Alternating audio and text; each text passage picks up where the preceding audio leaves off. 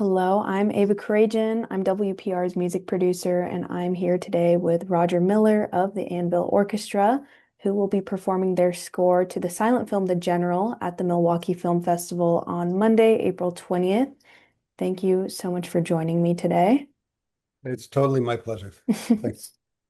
So, you've been performing as a part of the Alloy or the Anvil Orchestra, kind of different names, but for the same project for over 35 years, writing scores to silent films and then performing them in front of live audiences alongside the movie. What initially made you want to start working with these silent films? Um, some people know me as the guitar player in Mission of Burma, a rock band that some people think is important and some people don't. Uh, and a friend of mine, while I was doing that, asked me to accompany some silent movies, like mostly surrealist stuff, Un Chien Andalou, stuff like that. And I was playing piano at that time. And I was doing other touring stuff, and when the Alloy Orchestra started, they also were doing that silent film accompaniment. And then when I needed, when one of their keyboard player left the planet, I was the replacement, and so it was a natural thing for me to just step in because I was already a soundtrack composer. I'd scored films that had been at Sundance, and I like performing live. And so it's a live score, and you feel the energy of a live performance. So I like being in bands. It's really cool. Yeah, I mean, this whole project kind of reminded me of a reverse Fantasia where, Disney was looking at this classical music. They're like, we need to animate something to this. And you guys kind of do the opposite where the music comes after the film. So it's pretty cool what you Yeah, do. yeah, yeah. And when I was in college, I would always accompany dance classes, so I seem to be a natural accompanist. But when you leave me to my own devices, I cause a lot of trouble musically. I'm willing to adapt. So how do you guys choose the films that you work with? People come to us usually in Alloy Orchestra days. We changed to Anvil Orchestra in about 2020. One of the other members was no longer playing with us, so we changed the name. Uh, in the past, we were one of the first of the silent film accompanists, so we got all the gigs, and we played at film festivals all the time, and so film restorers would come to us and say, "We have this new film that you've got to do." Uh, Nowadays, there's so many people doing it, we're not always the first choice, but still, sometimes people come to us, or else we choose on our own. Now, the reason we did the general was because there was a new restoration of it, and they knew we were the people for the job. Because we have like a lot of drumming, there's a lot of training scenes in it, and the drums are pushing the themes along, and I can make really dramatic string parts on the keyboards. How, I know that you have said that you're a natural accompanist. Um, what is it like to be performing live in front of the audience while the film is playing? I know you guys did another interview and you kind of said that the audience forgets that you're there sometimes, which I like kind of find that hard to believe, but I do think that's a credit to your performance and that you do it so seamlessly that they kind of forget you're there. But how is it for you guys to perform in front of that live audience? Well, it's really interesting because we hardly ever see the audience. Like I've played in a lot of rock bands, Mission of Brown being one of them, and you're looking right at the audience and you know what they're thinking and you want them to interact and you want them this and that. But when you're accompanying a silent movie, you're in the dark, people aren't looking at you, and you're watching the film. Your whole purpose is to make the film come to life to the best of your ability.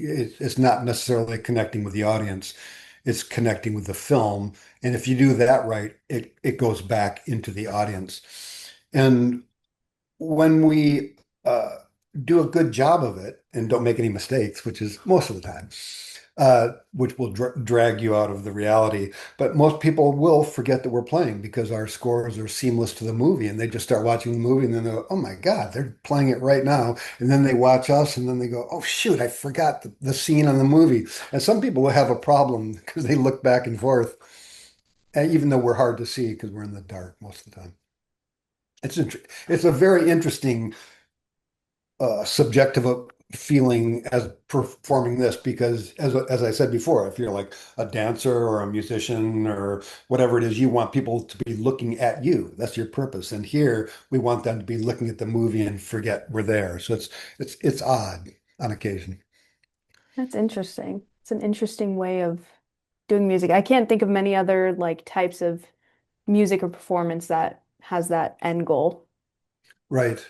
I mean, as I said, I've scored lots of films that have been at Sundance and other places, and that's completely different. You organize it, you record the pianos, then you bring in the string quartet, and you still like it when the music sounds good, but it's not the same because a performance has a vitality and a sense of danger. I mean, there's a sense of danger in a performance that something could go awry, and that's part of that tension is part of what makes a live performance more interesting than a pre-recorded one.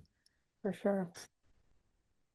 How do you guys come up with the music for these films? Like, what's the process? I think when I think about a silent film and then scoring something today, I would think that there's a balance that you have to strike between the times, you know? Because I know the general, I think they restored it because it's the 100-year anniversary of it coming out, came out Yeah. in 1926. I say 26, like, Right. 26. But how does that work? Well, we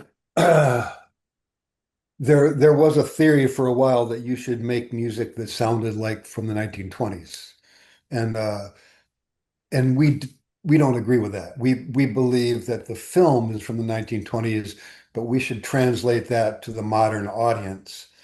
And to that end, we sometimes do things that are like in the general, there's love scenes and there's like simple little waltzes, gentle. But when the train is going and the drums are chugging along with like a chicka booka chicka booka chicka and doing stuff, I'm doing fairly elaborate, complex keyboard parts that nobody would have done in 1926. I'm pretending I'm a string player when I'm playing keyboard. Uh, and so but if we played it just like they did in 1926, a modern audience would not appreciate it as much. Our job is to translate the film to the modern audience. So to that end, we do a mixture of referencing what could have happened, but mostly throwing that to the wind and just going, let's just go for it. Yeah, and some of these films had scores already, but you guys just you disregard them and you make something new, which is also pretty cool. Yeah, yes, I believe that's true. So, And, go on. no, I'll after you. Okay, I mean, there's a film that we've recently scored, The Adventures of Prince Ahmed, which is animation, the first existing like feature-length animation. Really incredible film, and it's basically a setting of the Arabian 1001 Arabian Nights, a couple scenes from that. So Terry and I really like medieval not medieval, but Middle Eastern kind of harmonies. And it's very magical. So it's just easy for us to, just watch the film and improvise to it. And then we record our improvisations. Then we go home and each of us works it out and we come back and we rehearse it until it goes seamlessly from the opening sequence to the final sequence.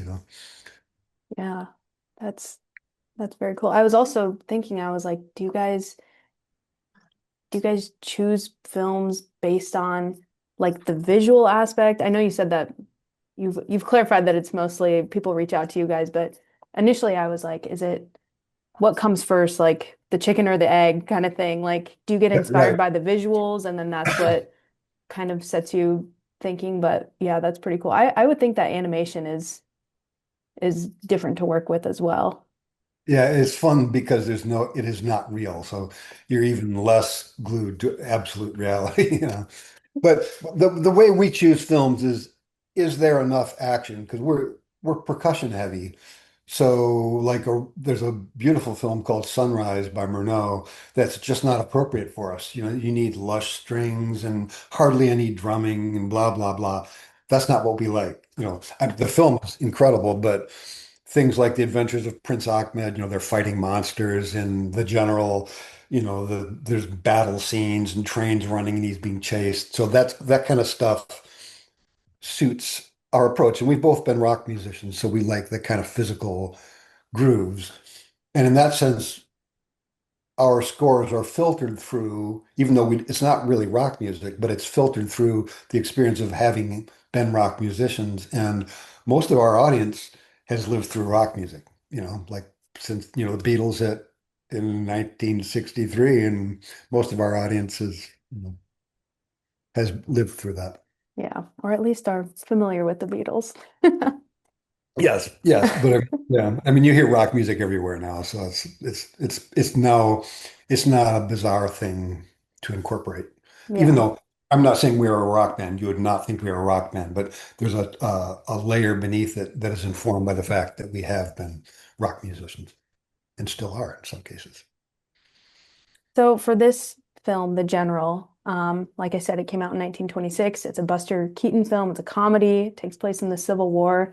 What else do you think audiences should know about the film before going into it? Yeah, it's a comedy, but it's a drama also. There's some. I remember seeing it when I was 10 years old. My parents took me. I was at the university. My dad taught at the University of Michigan, so we go see these films in the afternoon. And I remember being just like totally engaged, and like, "Oh, we got that guy," and da, da, da, But that's a 10-year-old, and then now I can see the humor and this and that. But there is a lot of drama in it. Uh, and Buster Keaton he's unfairly critiqued, which is classic for Buster Keaton. And in the end, through a series of magical bumblings, he comes out on top, which is also classic Buster Keaton. And uh, I mean, the funny thing here is that he is working for the South in the Civil War. This was made in 1926, so it's a little dubious. But you have to kind of forgive that, because really, I'm glad the North won the Civil War. Um, but the drama of it is all there, and if suspend belief is what you do anyways when you watch a movie, and the drama of it is really good, and Buster wins by bumbling in just the right ways, and just an amazing film to work with. It's one of the greatest films of all time. I think you make a pretty good case for going to see it. Yeah, it's well worth it. I mean, it doesn't matter if you're 10 years old or 70 years old. It really doesn't matter. It's an incredible film. Do you have any favorite films that you've worked with? It's funny that well, there's a bunch, but the duo version of the band of the Anvil Orchestra, we've scored, and these are ones we chose ourselves, and a lot of people had scored them, but it didn't matter. We did the Cabinet of Dr. Caligari, which we did at the Milwaukee Film Festival, I think 3 years ago. And it's such an amazing film. It's a German expressionist film. You can't tell most of the time what's really going on, but it's convoluted, and there's a lot of drama, and it suits our behavior. And then of course The Adventures of Prince Ahmed is we're going to record that score this summer and make a CD out of it, which we also did for the Cabinet of Dr. Caligari, because those two films we really, really like, and some of our films, like The General, they're very structured. The scene changes, the music cuts abruptly, it goes from a waltz to a drama. Whereas Cabinet of Dr. Caligari or even The Adventures of Prince Ahmed, they more like melt from scene to scene, and then there's a lot more improvisation, and it's fun. My last question for you is what can we look forward to hearing from you, both as an individual performer and as part of the Anvil Orchestra? Right. Well, I'm the keyboard player, and so I play a piece of metal with plastic keys. But during the course of the film, I changed what we call patches about 50 times. Like at the beginning, it's piano, then it's strings, then it's trumpets, and then it goes back to a different kind of strings, then piano and strings, then drums. So during the course of the film, when the scene changes, I press a button that says next, next, and it goes to the next cue, and I look, make sure it's the right one. So I'm changing my sounds all the time. I am kind of the orchestra in that respect. But what Terry does, he has a rack of percussion and gongs and some junk metal stuff that he's made. He's also plays accordion and glockenspiel. So while I'm making the orchestral sounds, but they're all played on a keyboard, so they don't, it's kind of embarrassing playing strings on a keyboard. You'd rather have a string section. But what makes it work is that Terry is playing drums, like really physical instruments, accordion, glockenspiel, that aren't necessarily orchestral, and they kind of balance out my bombast in that sense. I'm pretending I'm an orchestra and I'm playing a keyboard. Uh, and then, of course, you're watching the film, and humans are very ocular, so you're mostly paying attention to what you see. So you're willing to accept that I am in fact creating a string orchestra. So, but Terry's playing all sorts of different percussion, and I think he plays musical saw in a couple cases in this piece. Yeah, he's kind of, I'm the thing that holds the main glue, but he's the one that makes it sound more magical. And between the two of us, there's a lot of give and take, and we work together really well. I mean, you got to have both to make sure, I don't know, general terms, the train is moving. Right. So, Right. The train is moving and you want to feel that, like when we're rolling down and Terry's doing the snare and the kick drum to make the train sounds and I'm making the scenes, and then a cannon goes off and we know that like once the cannonball leaves the cannon that like 4 seconds later when the scene changes there's going to be an explosion and Terry's waiting and then he hits a cymbal or a gong right on the explosion, and at the explosion I change my themes, and so we're slightly, we're maniacally OCD with this case. Like we are watching the movie and nothing else can distract us, and that's all that matters. It's really fun, actually. thank you so much for coming on and talking to me. Um, I think this project is so cool, and Thanks. I would love to see you guys perform sometime.